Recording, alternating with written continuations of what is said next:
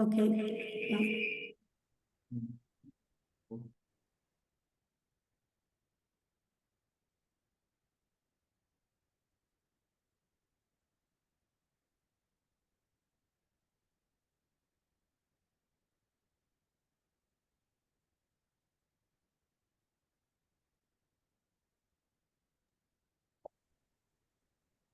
Okay, again, good morning, good afternoon, everyone. It is my pleasure to open this wonderful webinar that we are having here from Sevilla in New York, in Spain, I'm sorry. It has been an incredible conference. We have I think the city has more than 20,000 people related to what we're doing here, and it has been really exciting. We have so many interesting projects, so many interesting participants, and so many amazing side events. And this one is one that is extremely close to my heart and close to what I think is going to really change the world. And it is about our farmers and our future. So it is really my pleasure to be the moderator here. I'm the chief of the Strategic Engagement and Policy Integration branch of the Financing for Sustainable Development Office at the UN in New York, and responsible for all this conference logistically. So if you're here, it's all my fault if you had a good time or not. No, I'm joking. So thank you so much for being here. It is really an honor to have such high representatives here, and we really, with our support, I know we were going to really push this idea and humanize value chains so that the better future that we all deserve is a reality for many that do not have a voice. So my first role as moderator is to give the floor to a friend and an honorable colleague and a visionary, Ambassador Sheikh Mohammed Belal, who is the managing director of the Common Fund for Commodity. And it's really an honor to be here with you. We are lucky enough to be together here in Sevilla, and you have the space. This is we are really talking about addressing the inequalities in global trade. While we have been talking about commodities and manufacturers in terms of trade since the 50s, we really have not been able to find a solution. And Humanizing Value Chains really offers a contemporary technology-driven solution framework for the same fundamental problems identified 7 decades ago, and it is that whoever produces commodities and only sells them through international commodity prices set to be as low as possible to be inputs of production will never be able to develop. And this is very strongly reflected in the outcome of this conference. The Sevilla commitment has a very strong emphasis on this, and it has been already echoed by heads of state, including President Macron and others. So we are on a good track, and with your support, I know we are going well. So Ambassador, please, you have the floor.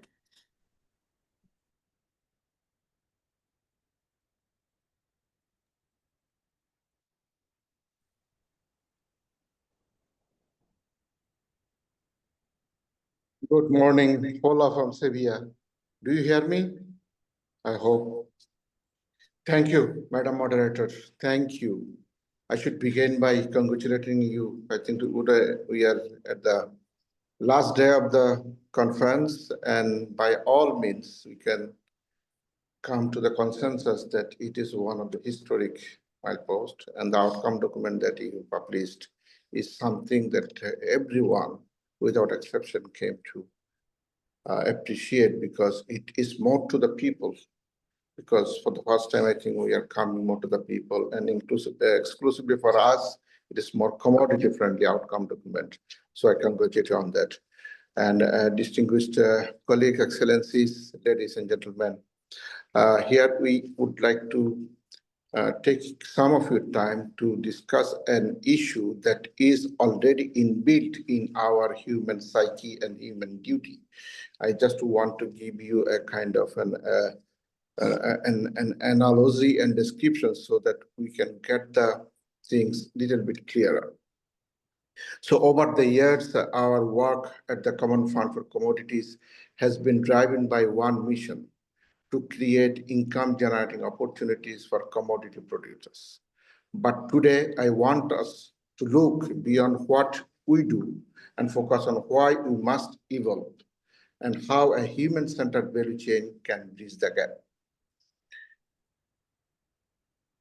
Can you please bring the slides on the screen? So, as we can see that as smallholder farmers, the backbone of our system, remain trapped at the bottom of the chain. They receive pennies while those at the top take the lion's share. The SDGs called us to leave no one behind, but too often our smallholders are still waiting at the door. As we look forward to 2030 and beyond, the message must be clear. People, not just profit, must be at the center. Producers deserve a fair share. Next. I think as we can see that almost 40 to 50% consumers, they want to think that they want to see the final price, what consumers are getting is in that range. So consumers have no idea that how little that our smallholders are actually receiving on the other end. And this is the cycle that we need to break and try to make it and kind of change the script to the benefit of all, both the producers and the consumers. So we just want to give you an idea that how this question of living wage is so vital, so important. To truly meet the SDGs, we must center what's long been overlooked. Everyone deserves a living wage, not someday, now. The next SDGs must put this at the core. Future value chains must embed sustainability from the very start at the farmers level. I think this is why we want to make an appeal to each and everyone. Please pay attention to the living wage, not simply to the minimum wage. Living wage is the minimum dignity that we can restore on our people. Next, please. I hope I'm sitting next to a person who is a globally recognized scholar on this thesis, the previous Singer hypothesis and the issue of structural inequality. So this inequality is not new. The previous Singer hypothesis told us decades ago, commodity-dependent countries face declining trade terms over time. Previous Singer addressed that problem at the macro level. Now we came with this concept at the micro level. By embedding transparency and traceability, we disrupt this dynamic. We put dignity back to the trade. Next. Humanizing value chains. What it is? It is our response to address that continuous deterioration of the terms of trade to the disadvantage of the global south and the working people. It is an initiative driven by consumer demand to acknowledge producers' hard work through micro repatriation, something the free market has long overlooked.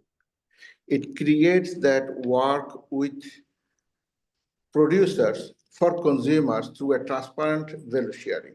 We launched this concept officially in 2023 in our annual report, and now we are trying to scale it up through transforming through global trade. Next. We like to highlight how does this humanizing value chain actually work. We use three-pronged model. First, blockchain as a transparency enabler, no more ethical fog. Consumers see exactly where their products come from and where the money goes. Second, artificial intelligence, AI, as a wage justice enforcer. Most living wage claims rely on self-reporting. With AI, we verify cost of living gaps and real payments. Number three, micro repatriations. It means consumers get the option to contribute directly back to the producers, transaction by transaction. I would like to highlight on this point micro-reputation because it is, as a consumer, my right to have an option, which this free market system is not giving me. This Humanizing Value Chain is asking you as a consumer to give me an option to decide whether or not I will be part of those micro-reputations. So what is micro-reputations? For too long, the global chain have been systems of extraction. Wealth leaves producer communities and concentrates far away. Micro-reputation flips that script. It puts the value back where it is created, not as charity, but as a rightful share. It's reinvestment that builds resilient, fair supply chains for the future. Next. I just want to share these things, little bit of my own experience. As many of you know that in Bangladesh in 2020, there was a big thing happened. This Rana Plaza collapsed. And at that time, I was in Bangladesh and I was deeply involved in this problem. Then when in 2014, I came to The Hague as my country's ambassador. This is the challenge that we walked through. We are grateful to all business and brands who supported this. So look at this map, I can see in Bangladesh, the minimum wage for a government worker as we speak is 113, 113. But the living wage in Dhaka, by most conservative estimate, is 238. And now the gap between these two is way apart. It is the minimum wage is not even 50% of the living wage. And how do you bridge that gap? If you can go to the employer will say, look, with all this 113, we are still hardly break even. So they are not in a position to increase the salary. They will say that the big brands who we work with, there is no negotiation. It's take it or leave it. Every time they come back to us to put the same order, few cents less than what it was last time. So brands is not giving. Owners are not in a position to do. What can you do? These people should not continue to rot in this minimum wage. This is why we brought this concept of micro-repatriation. Look how it makes this gap visible. So you can see that every day 524 million units of apparel are purchased per day worldwide, produced by 75 million people, of which 75% are women. And you can see that if only they give only 50 cents each buyer, we get at the end of the day 262 million. And this is something that we can scale up in a far bigger way because we know that our next generation of consumers is much more generous than probably we are. So for each workers, we are getting 349. And 349, it add up to 104 per month. So with 113, if you add up 104 per month, then you are near to the living wage. But this is only for the 50 cents. But what about if you get more? And there, if people give more than even say $1 or something, we can go even beyond 238. So this is something we just want to give you a kind of a theoretical idea, but in practical, these kind of things are happening. You go to the Uber, you are paying something, you go to a taxi, you are going to a restaurant, everywhere you are giving a generous tips. In some places, you even tip twice. You already gave it to the bill with the receipt, but still you leave something on the table. So this is something we would like to bring so that as a consumer, I have the option to say thank you to that lady who stitched this beautiful piece of garments for me. Next, please. So you can see that with this, when we can go beyond that 238. Can you go next one? This is for the coffee things, and you can see that how huge potential are waiting for us to be trapped. Here you can see every day we are consuming 3 billion cups of coffee.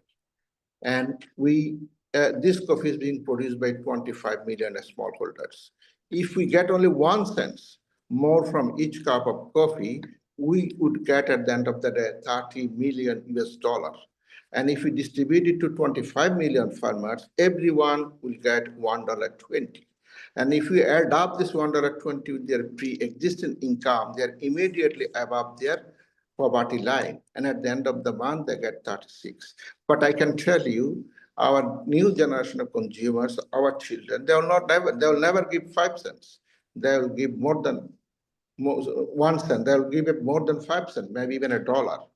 So, but now even if they want to, they cannot. But in the same cup of coffee they are now sipping, they can use the app to count the atoms and molecules of the carbon that it walked through to the point when it is to their hand. But there is no technology that can give an idea that how much of their $5 they are paying for that cup of coffee is going back to their farmers. We have in our panel some experts. I think they can give us better direction in these things. So I can just give you an idea that you can see that there are millions and billions are waiting to be tapped if we only use our humanizing value chains. And this is where I think in the coffee sector, it is even much more needed. You can see in Ethiopia that we are showing that with all these things, that they are far below their poverty as a living wage. So what are you doing? I still, with all our things, are 75 as a minimum wage. It is an affront. It is an assault. It is a shame on us that we are still tolerating this. We can do much better with our younger generation. They are leading the way. And then how the Generation G is doing this. They are reshaping the market. The demand proof that not promises. The boycott brands over ethics, amplified demands on social media, one verified impact. For businesses, this is not a trend. It is the new standard. Micro reputations, producer equity, blockchain verified receipts. To thrive beyond 2040, supply chains must be transparent, verified, and justice-driven. The businesses and brands, they know that new generations will make it happen. So we are now only asking those pioneers in the business to come and join us in a blockchain pilot so that we can show to the world that it is doable. Ladies and gentlemen, I would like to close, but before I close, I just want to give you an idea that what a big potential that's waiting for us to happen. Every day we are trading almost 8.3 trillion. They are a big part of Forex, I know, but it's still just to give you an idea. If you take only 1% of that, it is 83 billion at the end of the day. And that could fund a universal basic income of $10 per day per person for every one of 8.3 billion people on this mother earth. Can you believe that? What a big potential? I know that it may not happen at that scale right away, but it will happen bigger than that if we just start thinking, because we have to bring technology, AI. Now the global trend is that AI is going to harm the global south, going to harm and keep our smallholders community even trapped more into poverty. Here we are giving options where we can bring the artificial intelligence and everything and put together and connect them, farmers and everyone, make every bit of commodity traceable, transparent, so that they can make a living that they deserve. The financial power exists. What's needed is the collective decision to channel it where it ends poverty, not just profit. Humanizing the value chain shows that fairness is not a dream. It beats transaction by transaction. The question is not whether we can afford it. It is whether we can afford not to. At this time, I would like to share a small video, and I would conclude after that.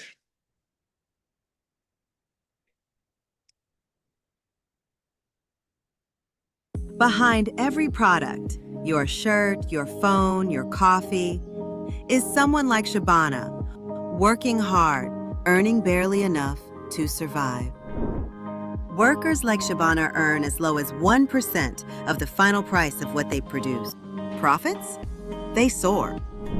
In 2024, the minimum wage in Bangladesh is $113. The living wage is $238. How can we bridge this gap? The Humanizing Value Chain changes that. Trace your product's journey, see the real people behind it. Blockchain makes every step transparent and allows you to send micro repatriation. A child back in school, a home repaired, a future restored. Every product has a story. Let's rewrite it with dignity, fairness, and your choice. Thank you. My final appeal to all of you, for too long, we left others to do what is ours. It is my human duty to decide what is good for me, what is good for this planet, and what is good for the humanity. I leave it to you. Thank you. Back to you, Madam Moderator. Thank you so Thank you so much. That's extremely inspiring, and I share the same idea that while in the past things may not have been possible, that doesn't mean they're not possible in the future. We can really see a different group of consumers. When I see my daughter in her phone, it doesn't matter where the product was made. It doesn't need to have the luxury of coming from a developed country. It can come from everywhere, which is why supporting the farmers and supporting also entrepreneurship by transformation and processing of primary commodities at the source is the future. So I'm really, really excited to support this and to hear from you how you see this and how we can together really change the perception that nothing can be done because there is too much money and interest. I think we can all give a little bit. It's my pleasure now to give the floor to Her Excellency Mirjam Blacksoe, the Ambassador of Uganda to Belgium, the Netherlands, Luxembourg, and the EU. Please, Madame, you have the floor.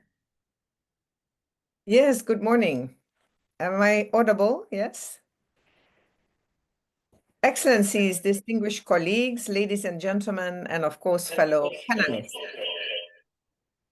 It is a privilege to speak to you today as both the representative of Uganda and the chairperson of the CFC Governing Council. From the fertile soils of East Africa to the halls of Brussels, I have carried one unwavering conviction: when smallholder farmers thrive, nations thrive. The Common Fund for Commodities is not just another institution, it's a lifeline. Over the years, I've watched the CFC turn challenges into change, and nowhere is more evident than in my own country, Uganda. Take JKCC, Just Know Your Coffee. It's a homegrown Ugandan business backed by the CFC. What started as a traceability solution became a movement. By giving smallholder coffee growers the digital tools to prove quality, origin, and organic standards, JKCC unlocked access to premium export markets. One farmer told me, "I used to sell to middlemen. Now I send samples to roasters in Berlin." And it doesn't stop there. JKCC employs over 40 people directly and benefits more than 6,000 farmers across Uganda's coffee belt. This is what value chain transparency looks like when it empowers and not exploits. And there are more, from, for instance, the Ruwenzori Vanilla Cooperative, where CFC-backed solar dryers increased farmers' incomes by 60%. To the Bunjako Biofuels, a clean energy initiative, turning sugarcane waste into affordable briquettes for rural households. These are not pilot projects, they are proof points. They exist, they are reality, and these is a result. And they show what happens when you put capital directly into the hands of communities. Let me share a metaphor. If global development were a symphony, many organizations would play the loud, soaring melodies. The CFC, we are a steady rhythm, the heartbeat that keeps the music alive.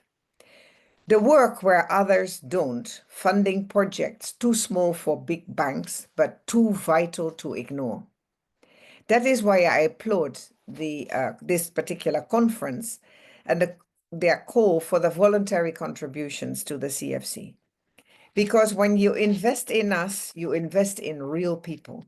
The women drying cocoa in Ghana, the men harvesting vanilla in Uganda, the families who feed the world yet struggle to feed themselves. And I want to say clearly, I offer my forceful support for Humanizing Value Change initiative, not as a diplomat, not as an economist, but as a fellow human being. This is more than policy. It's a quiet revolution that, if embraced by all, will uplift millions of lives, if not billions. So today I ask you, join us in this mission. Let us prove that value change can be fair, that markets can be just, and that every purchase, every cup of coffee, every bar of chocolate can be a step towards a more equitable world. The CFC has shown it's possible. Now, let's scale it. Thank you so much, Maria Angela, for guiding us here as being our chair. And I look forward, of course, to hearing our other panel members. And it's very, very important. And I thank you all for listening and be present. Thank you.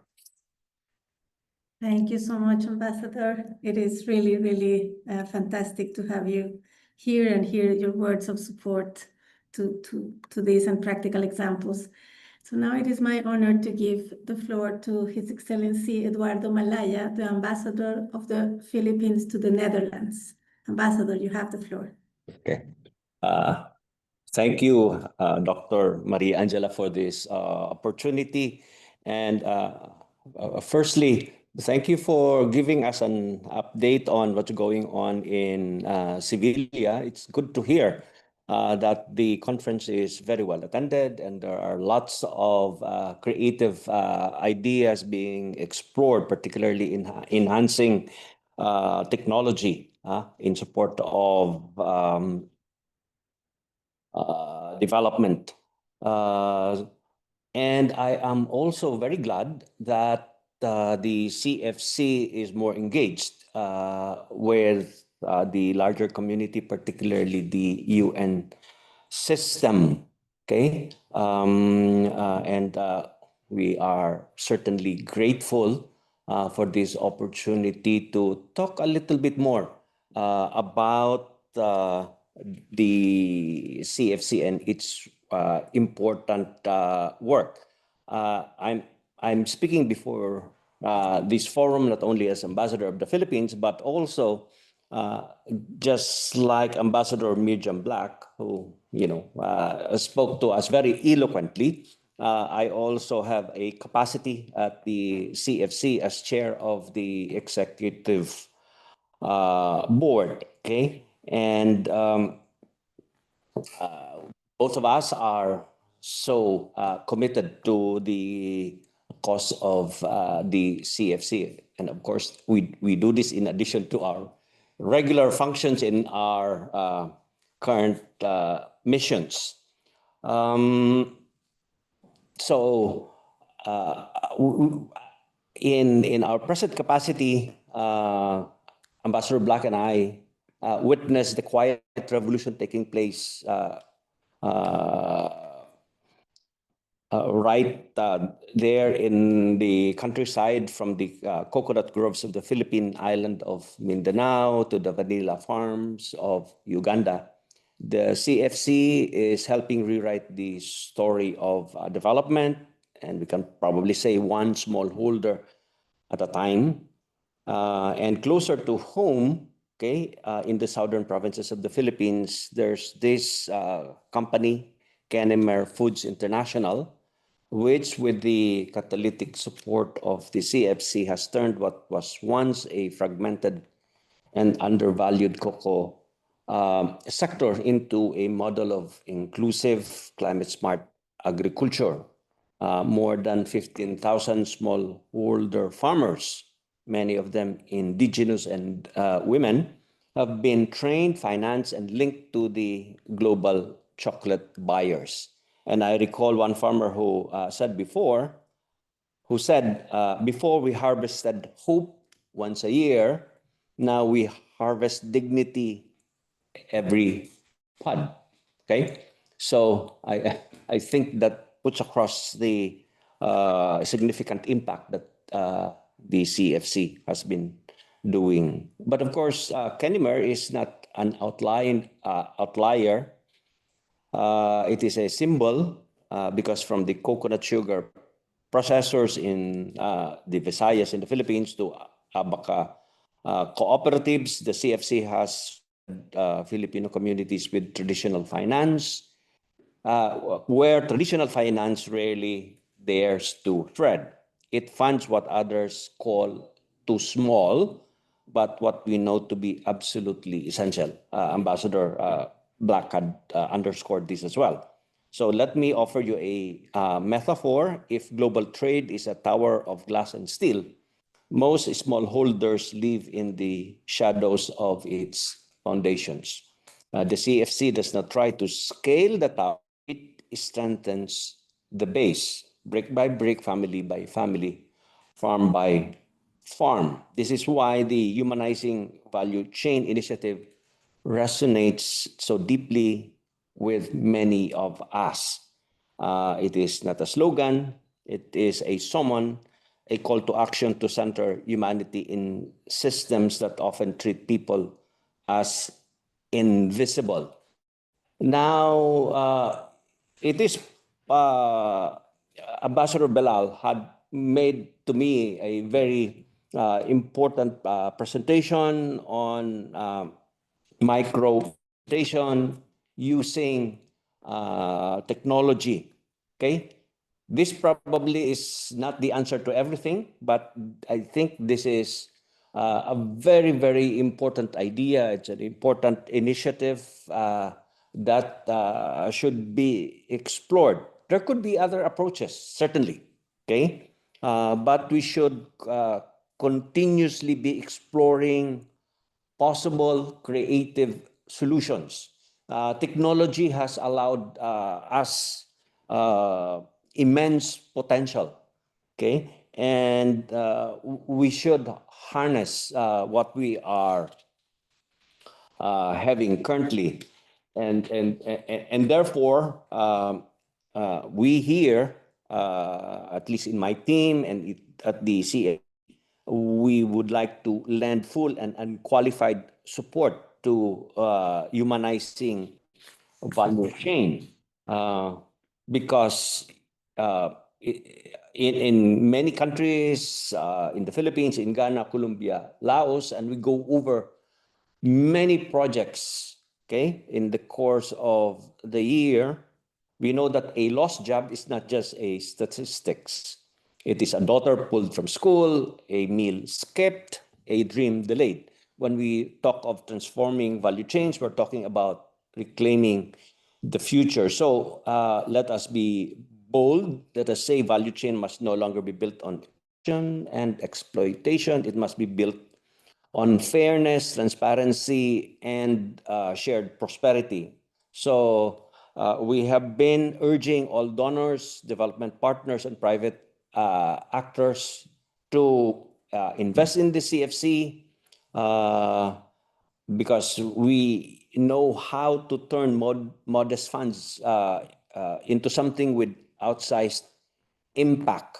Okay, we at the CFC have been embarking on initiatives to reinforce, strengthen itself. Okay, for some time, there have been no strategic framework at CFC. Now we're having it with outlook for the next 10 years, and we have been encouraging voluntary contributions from member states, from NGOs, other IOs, and more importantly, I think we have been reinforcing linkages with the UN system, okay, particularly with UNCTAD, okay, which in fact gave birth to the CFC. That's why I think it's very important that we all work. As chair of the executive board, I can assure you that the CFC is ready, and this HVC movement is rising, and let's have all the courage to walk together. Let us humanize the value chain that feed, clothe, and power our world, because when we honor those at the beginning of the chain, we strengthen the future for all of us at the end. Maraming salamat po. Thank you well. Thank you. And back to you, Dr. Maria Angela. Thank you so much, Ambassador. And you can also count with the UN Secretariat and the Department of Economic and Social Affairs. Our support is always there, as Ambassador Belal knows. Now I would like to turn to our colleagues from the private sector, and also after that for the expert on blockchain issues. And I would like to introduce Mr. Massimiliano Fabian, the Chief Executive Officer of Demos. And to you, I would like to ask, how do you see all of this from a private sector perspective, and also just to call to our minds that 95% of the coffee exported in the world is still as green beans. Like, how can we change that also, besides what we are talking about here? That's something for all of you to think about. But again, how can we make this to create real incentives to business? How can we give some of these proceedings back to the smallholders and SMEs? If we don't have coffee anymore tomorrow, the whole global economy will not wake up. So it is a real important space to be. But please, Mr. Massimiliano Fabian, it's my pleasure to give you the floor. Thank you, Chair. Thank you, Mariangela, for giving me the floor. And good morning and good afternoon to everybody. And thanks to the Common Fund, and thanks to the Managing Director, Ambassador Belal, for this invitation to this interesting discussion. I'm many years engaged in coffee, and not only in coffee, but in sustainability. And what coffee and other commodities can bring to producers, and not only to producers, but also to consumers. So, but here we are looking, and first let me tell you that I always really strongly believed in a proper sustainable life income for producers, and in a proper division of the added value chain in every commodity, which is not always the case, but we need to understand why. For example, in any way, I would like also to say that in my company, we don't have only profit as a target. We are a benefit corporation, and we look to many other aspects that we feel are important, and we are within the role of a company like us, a small company, because we are a small company, but acting in an important sector as coffee. Trying to bring sustainable life income to small producers, it's absolutely something I would like to do. And in this moment, if I look at coffee has high prices. So consumers in this moment, consumer countries, as we like to call them, are well-paying coffee to producing countries. So the price paid is a good price, a high price, as much as is the case for cocoa in this moment, for example, even though the chains are very different and very more diversified in the case of coffee. So if we look at this part, in theory, producing countries should get proper reward, and they are getting proper reward for the product. But what happens in the producing countries, and how the added value chain is then shared it is something that to be looked at. In the case, for example, of big producers are often capable of getting the proper reward for the coffee they are selling. And they are often also able, if they are, for example, specialty coffee producers, they are able to get it up to down to the cup and getting a reward for the price paid for the cup. So having a plus in the price they are receiving. It's very different the case of small producers. They're extremely diversified collecting system in many countries, in producing countries, is maybe one of the things to look at, and in my opinion, for sure, one of the things to look at for understanding why the small producers are not getting the proper reward that they should get.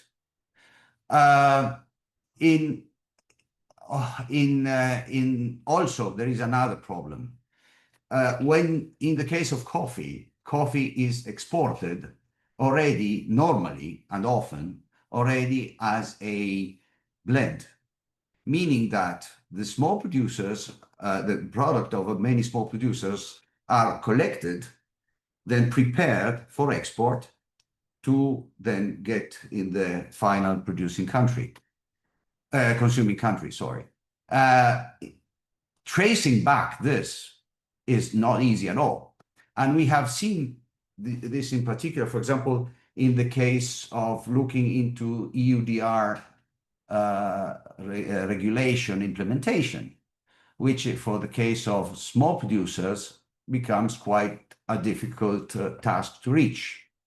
Not impossible, but really difficult, because again, some producers are producing one bag, and when you get to the export, you export one container.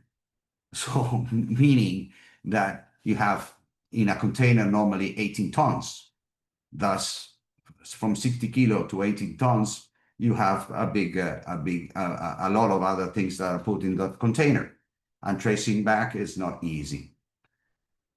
So yes, it would be nice to tip in a certain way the producer, but just relying on voluntary intentions is not easy at all.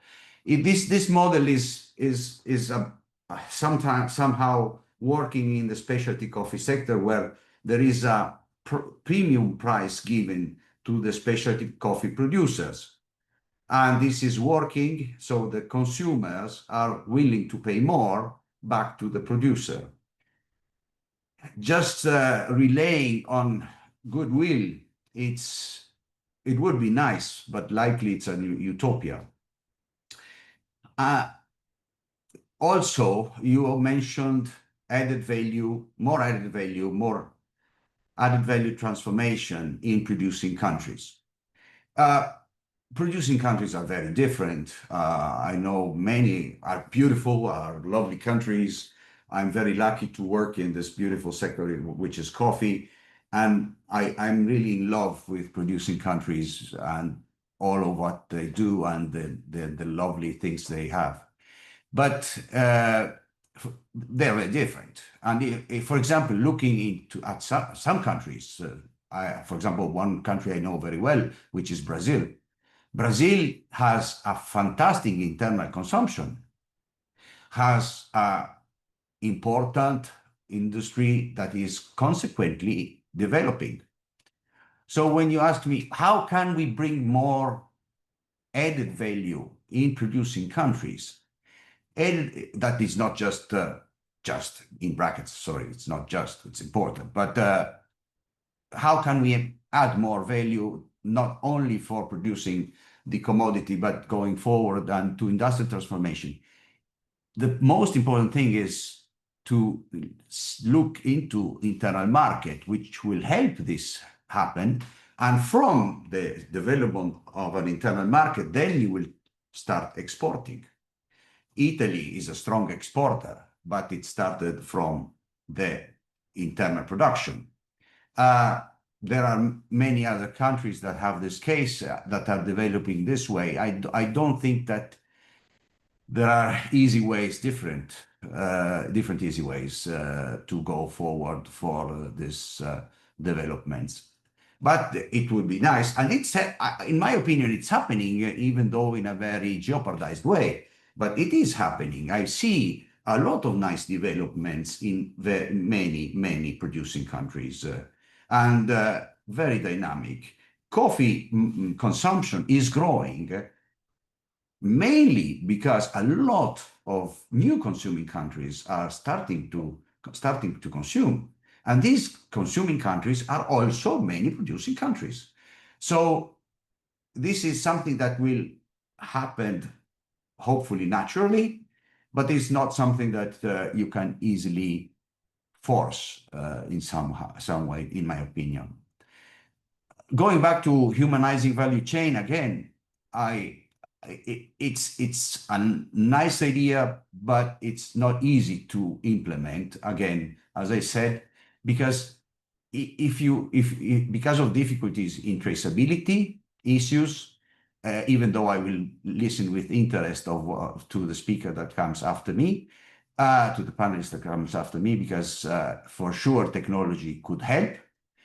But even though if you are able to track back everything, relying on willful voluntary contribution, it's a nice utopia, but I'm not sure it will really be something that consumers will follow in a good number. Because they are, again, paying with enthusiasm a premium price for something they get. They could tip or they could not, but if you give a service, they see your face, they are more pushed to give you something. If you're very far, I'm not sure they will be willing to contribute on that side, just in good percentage. I mean, statistically, in a relevant way. I stop here. I'm very happy to contribute more to the discussion when needed, and I give the floor back to our chair, Mariangela. Thank you. Thank you so much. I really appreciate your honest opinions.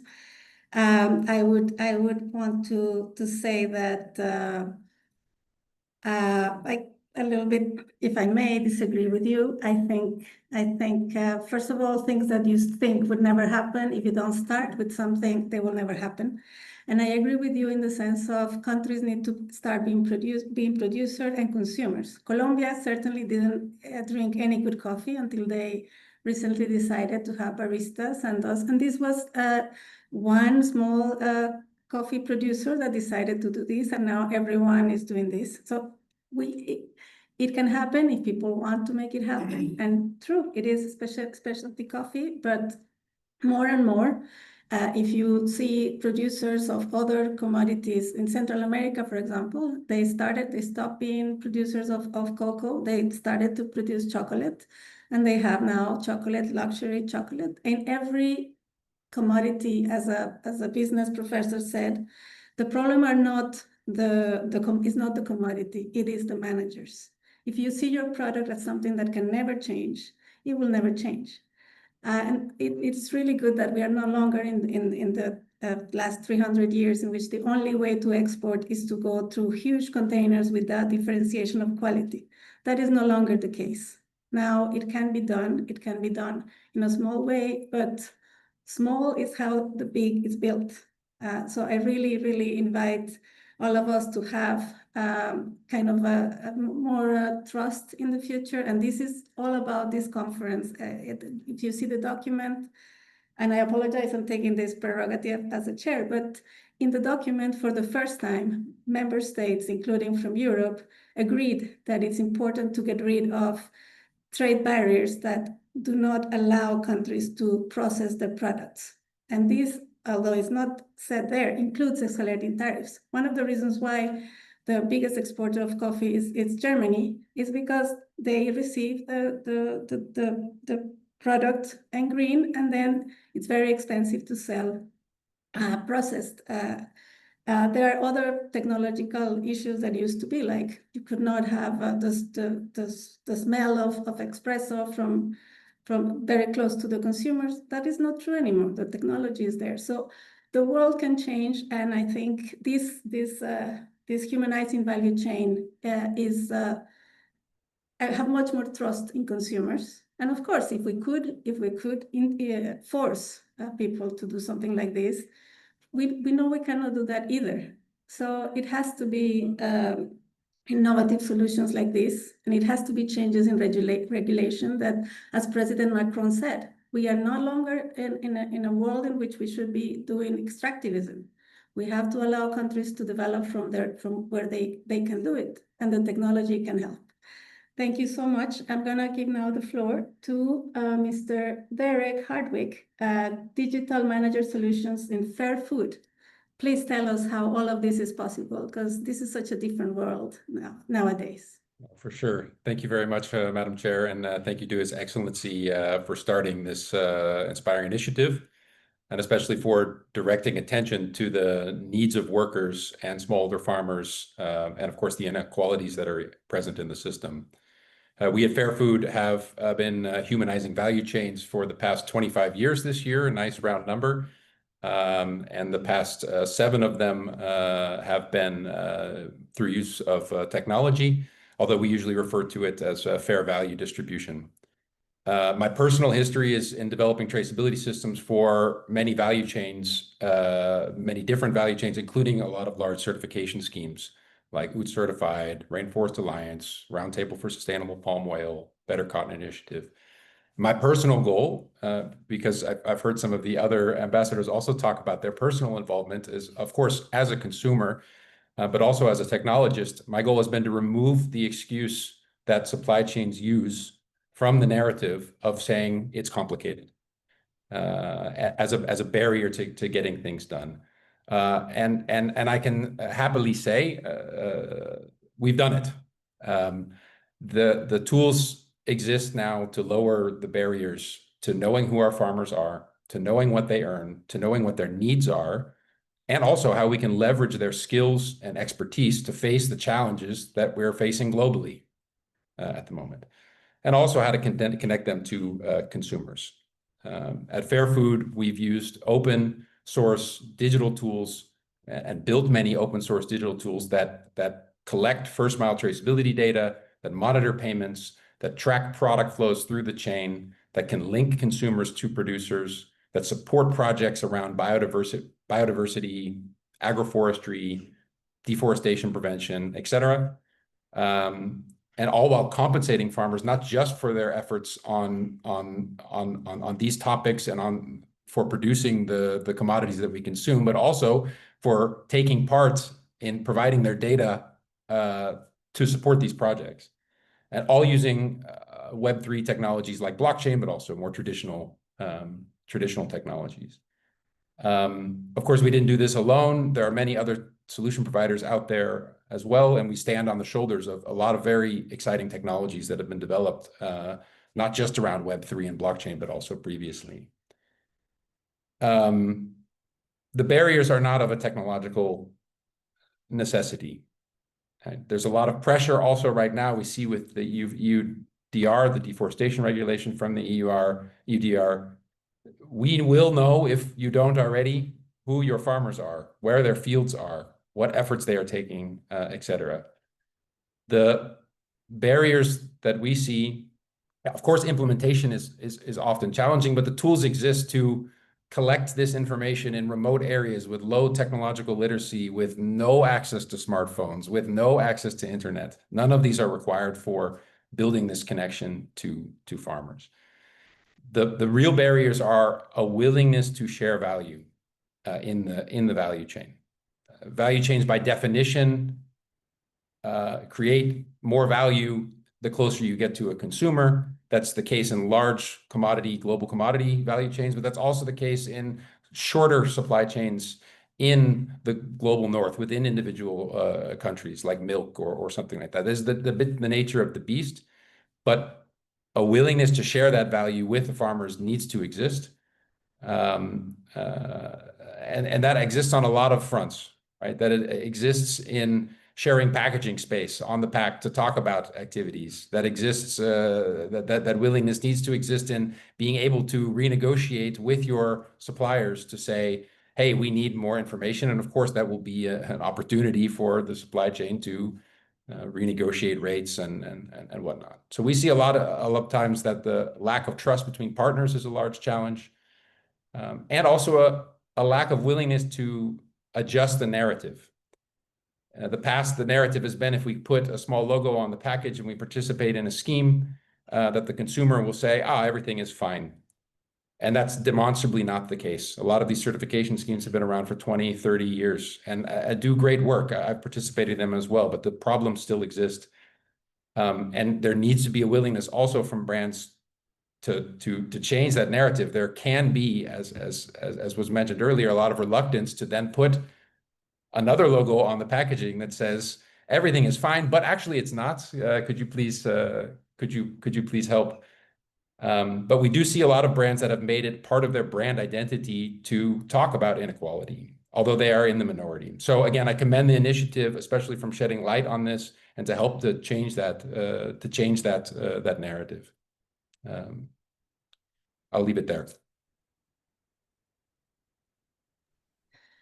Thank you so much. It is a pleasure to hear how much help technology can give us. And I agree. In my doctoral studies, I went through all these initiatives of fair trade and others, and at the end, very quickly they were captured by the multinationals, and they did not contribute at the end. I mean, obviously, with the best of intentions, but so many of these do not provide enough for living wages, and they also kind of take the responsibility, as you mentioned, from the consumer in a sense. So it's very difficult. I mean, what we are trying to do, what the CFC is trying to do, what the UN is trying to do is one of the most difficult things of history. It's like, how do we give farmers a living wage? It's one of the most difficult things to do, but I'm really trustful that going forward, technology can help us. Thank you so much. So now it's my pleasure to open the floor for questions. I think you can raise your hand, and then I can give you the floor. You can say where you are, what's your institution, and then your question. I also see some comments more than questions in the chat. So okay, so you're invited, please, if you have any questions.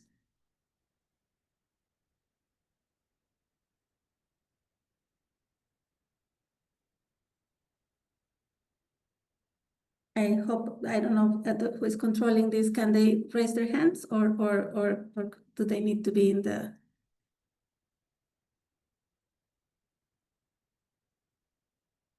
Okay, Ambassador, why don't you come in with this idea of out of the box thinking while we get the information of how we can give the floor to others?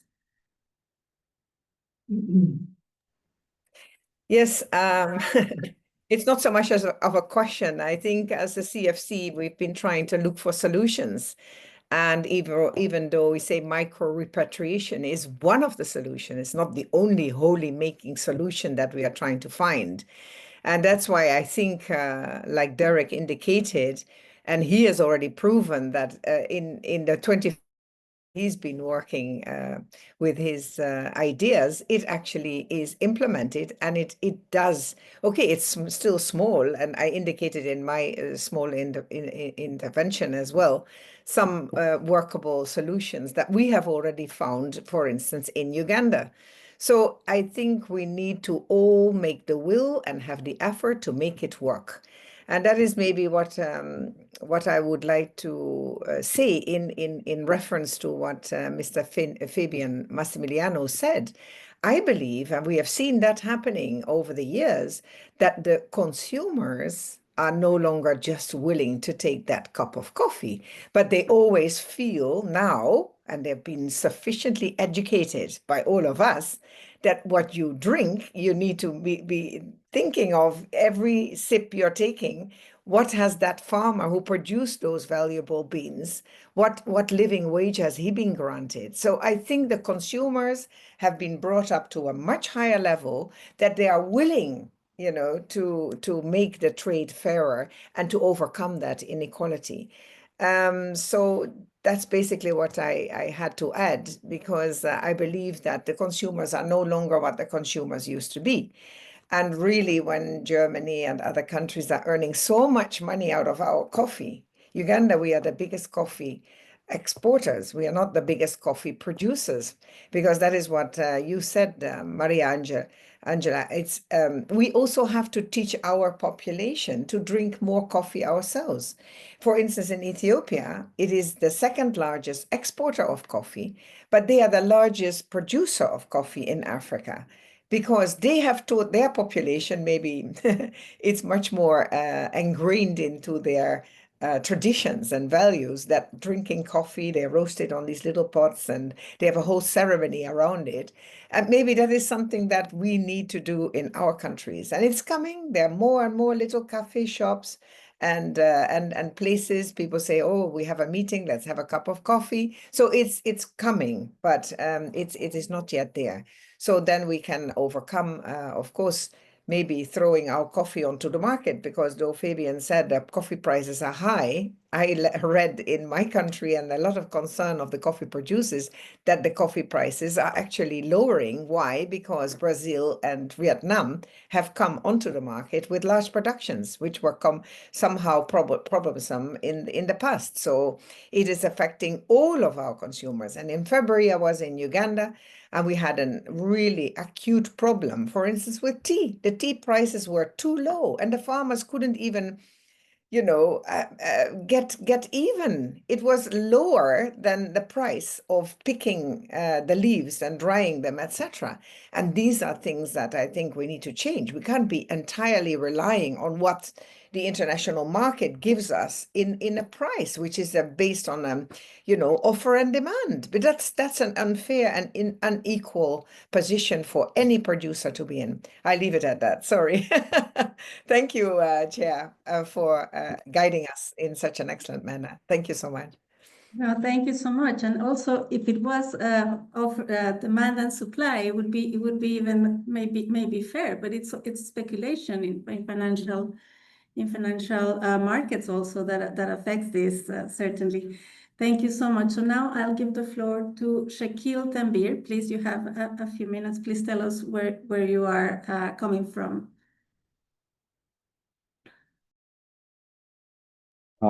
Hello, this is Shakil.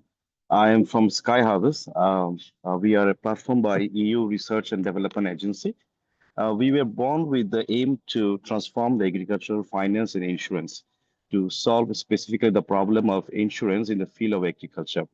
Less than 10% of the yearly agricultural finance amounting 480 billion is finance, especially in the developing worlds.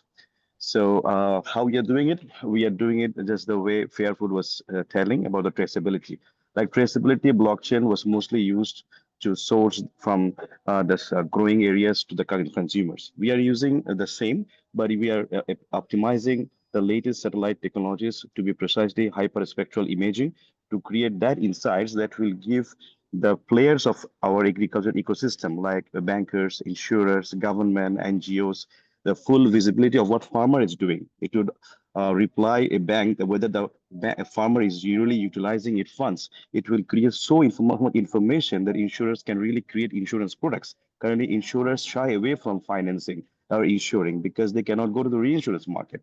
So while we are doing it, I have two specific questions to Fairfood, like what are the open source tools he mentioned he's using, and another to CFC, like out of their financing portfolio, how they look at the agricultural insurance. Do they think that the insurance would help, to roll out more finances? So these are the two specific questions addressed to two specific organizations. Thank you all. Thank you. I guess we can take a few more questions, but now we have Massimiliano Fabian. Please come in. Thank you, Chair. Just to say that I fully agree with Ambassador Black when she says that the consumer is key and it's changing. Absolutely, I fully agree. I mean, the market is done by the consumer, and it's the consumer that, let's say, commands in the market. And so we have to see if the consumer is able to respond to certain questions. Would I bet that they pay something more just because they want to? I'm not sure. Somebody will, but statistically, how many? I'm not sure. If you offer them something more, then yes. So you have to sell it. You have to sell also the something that you want to get more from it. Sell within brackets again. Second thing, well, also because there is a big, I mean, sustainability is one of the words most pronunciated in our times. So for sure, it's fully understood and taken by more or less substantially, but from companies and from the consumers. So I personally, in my company, take it very seriously and go for it on all of the three pillars that sustainability is made from. And one last point is that one of the big problems we feel in coffee, and not only in coffee, and I take it from Ambassador Black again, is that yes, now coffee is lowering a bit. It raised really high values, and now is a bit reducing its price. The big problem is not only the absolute value of coffee, but it's also the volatility given from speculation also. And this volatility makes it very difficult to plan in the coffee field, both from producers to consumers, because we know coffee is a long-term engagement.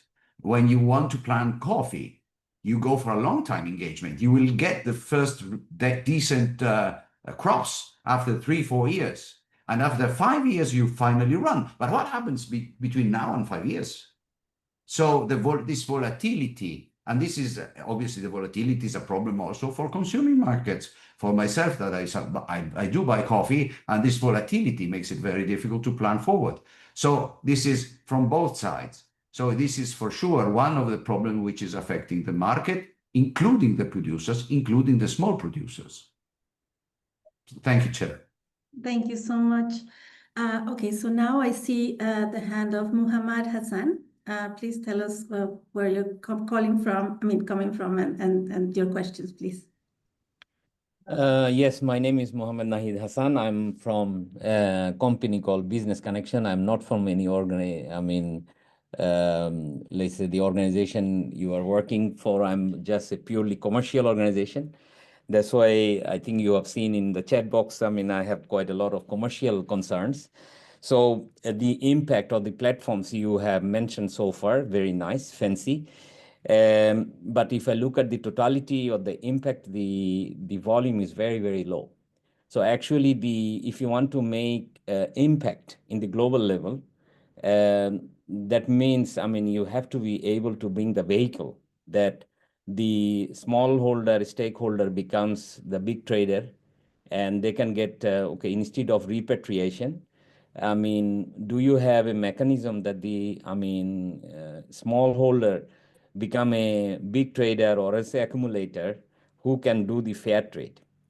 So I think in this market, what is lacking at this moment, if you look at the likes of Cargill, look at the like of Louis Dreyfus or Olam or Agricor or COFCO, whoever, all these international traders, what is their strength? Their strength is they're bringing money upfront.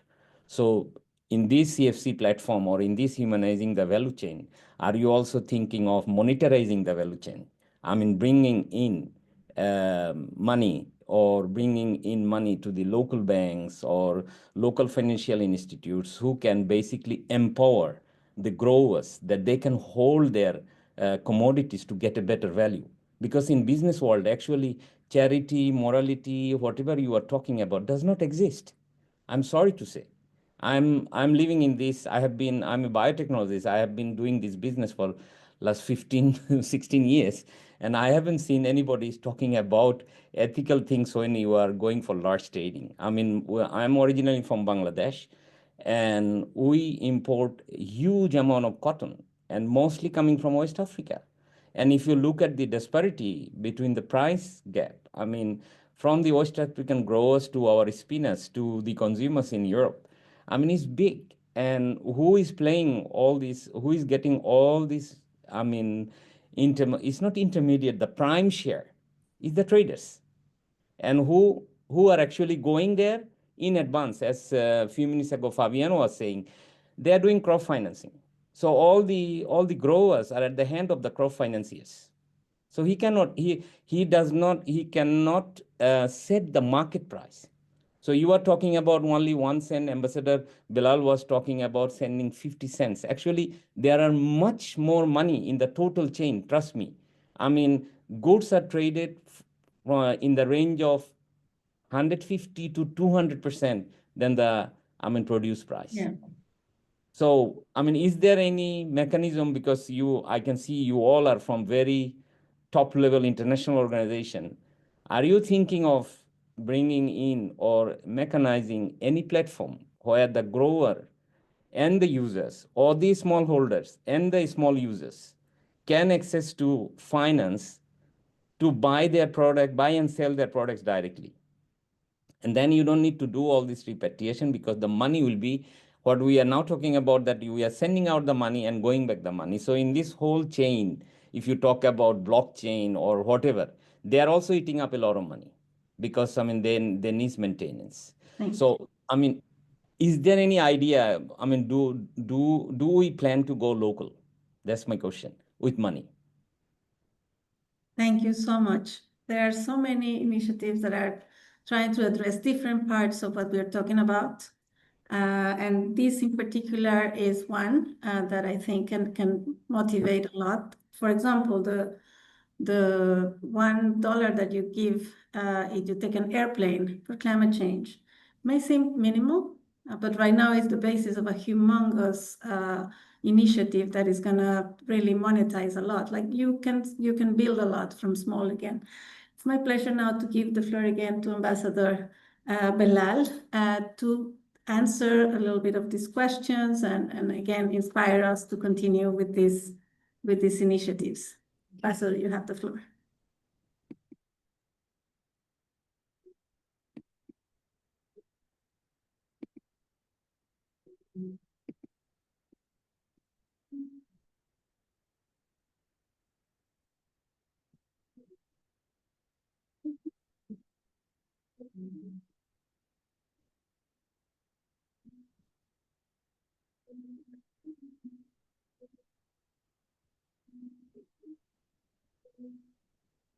I hope you hear me well.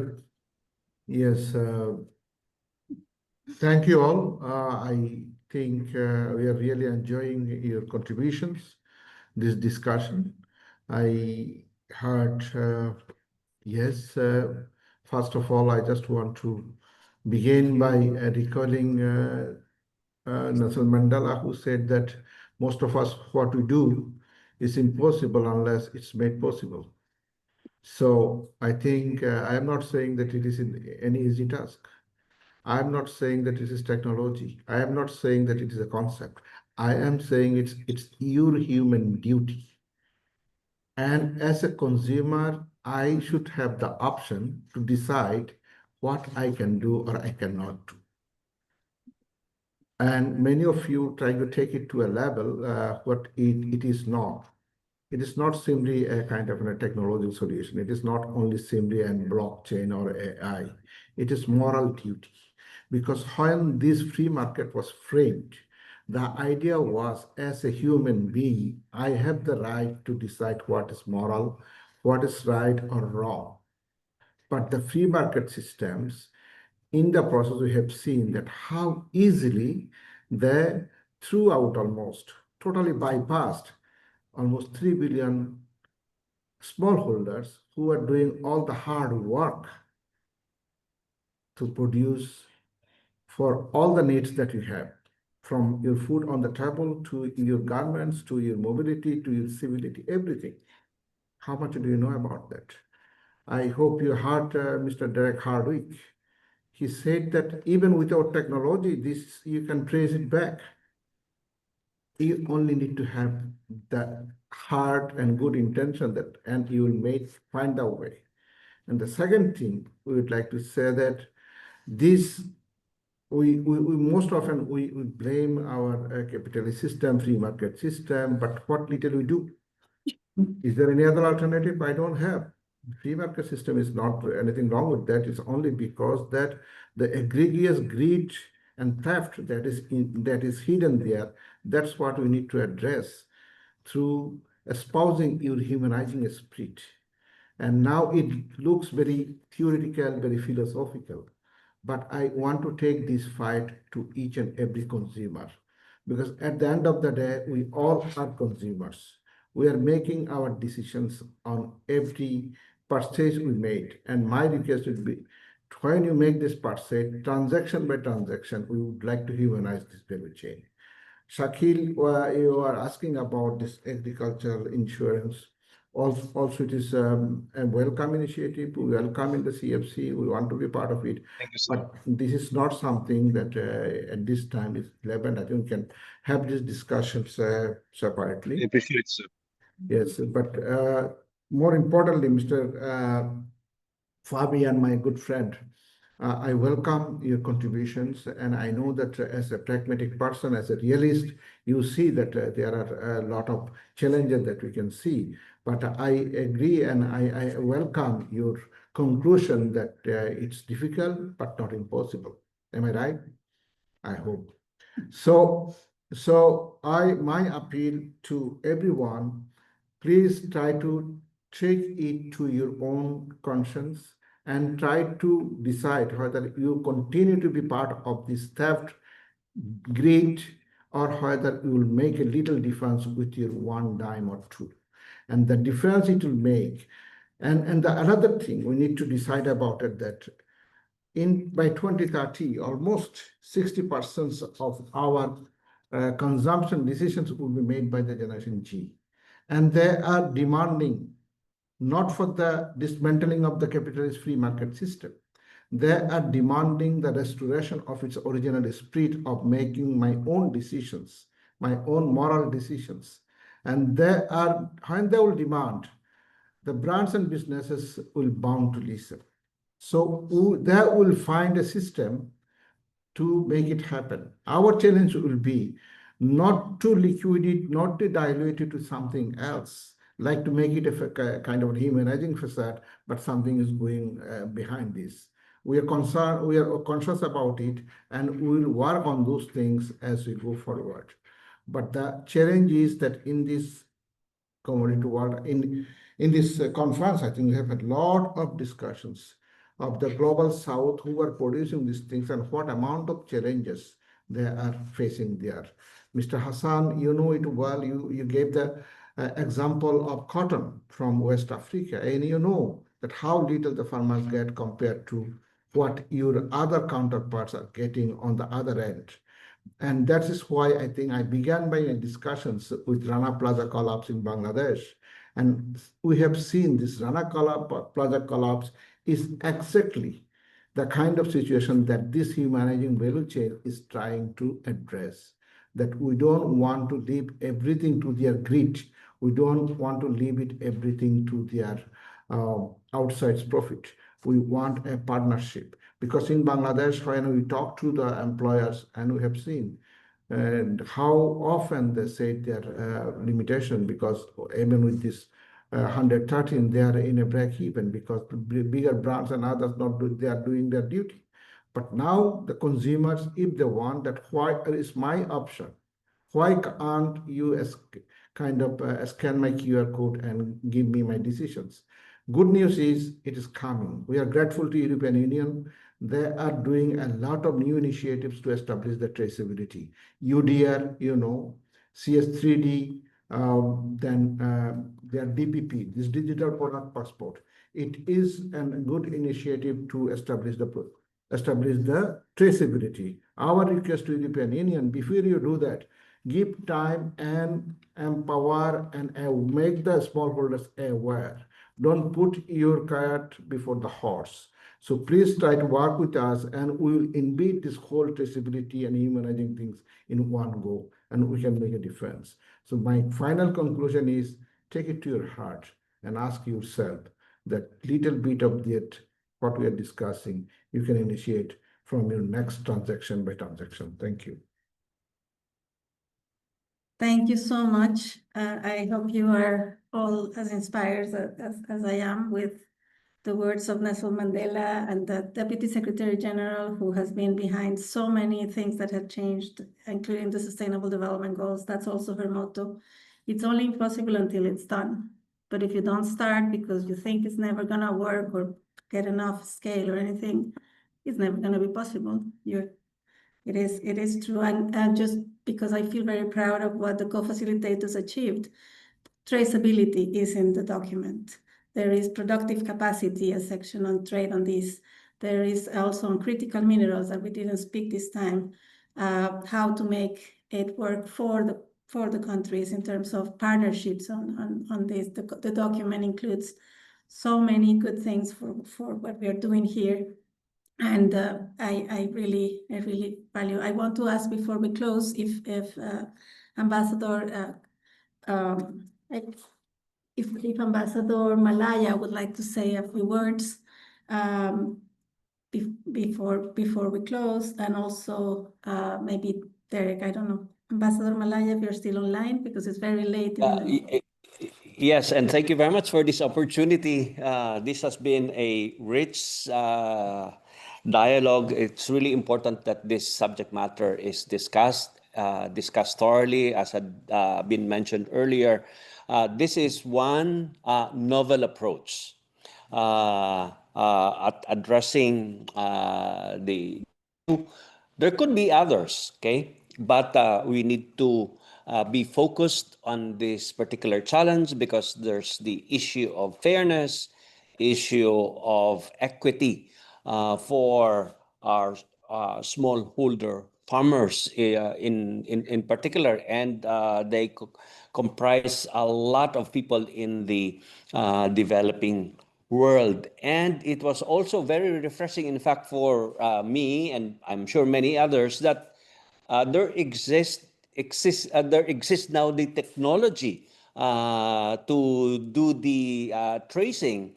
And Mr. Derek Hardwick has, underscored this point, and has also shared in the chat box the tools that they are using. And I think many of us have been enlightened by what we have heard in the course of this forum. And we at the CFC are certainly thankful for this opportunity to discuss the matter. And I guess we should give much credit to Ambassador Belal for opening this subject, and I guess to you, our moderator, Dr. Maria Angela, for facilitating it very well. So thank you again.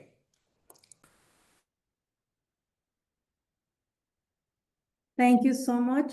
It is really a pleasure to have done this and being here with you. Especially, it is a privilege to be here with Ambassador Belal. I thank you all for your support. Derek, in one word, how do you feel after this conversation? Inspired. That's an easy one. So that's really great. Thanks very much again to Ambassador Belal for shining some light on the problems faced in these value chains, and look forward to continuing to work towards the goals of this initiative. Thank you so much. I just want to share that fair food that they are direct work with. They already pilot ideas on blockchain that worked from the business side. So they gave back to the farmers with proceeds from the grants. The part that has not been touched yet is from the consumer side. Yeah. So with all their knowledge and everything, I think we try to work together so that how we can bring these billions of consumers and make it a part of this journey. So we are really excited. Thank you so much. So it's my pleasure to close this meeting. I would like to say that I trust that the future generations, and it's not going to be about charity anymore. It is the business case. They are the consumers. They will be the ones deciding what brands continue or not. And we have to trust that they are different. We are in a different world, and it's a much more open world.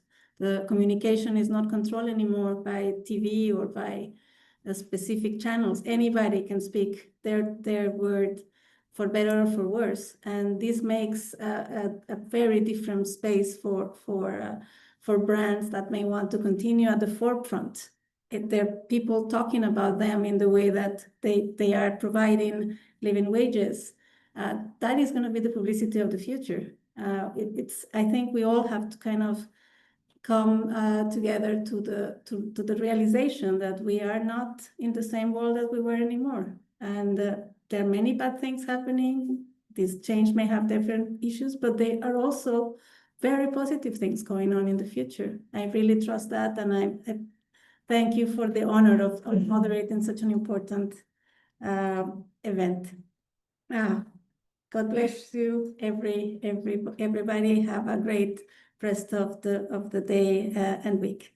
Bye. Thank you. Thank you.